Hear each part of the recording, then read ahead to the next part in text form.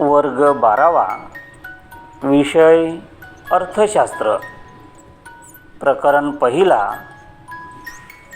सूक्ष्म अर्थशास्त्र आणि स्थूल अर्थशास्त्राचा परिचय।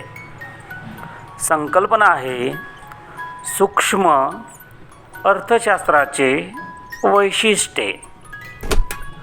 या संकल्पनेचे मुद्दे आहेत: नंबर 1, वैयक्तिक घटकांचा अभ्यास। नंबर 2, किंमत सिद्धांत।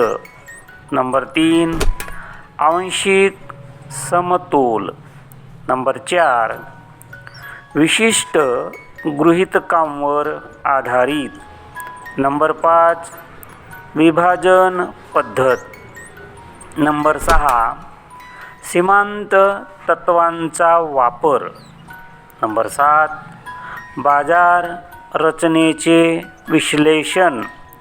नंबर 8, मर्यादित व्याप्ती।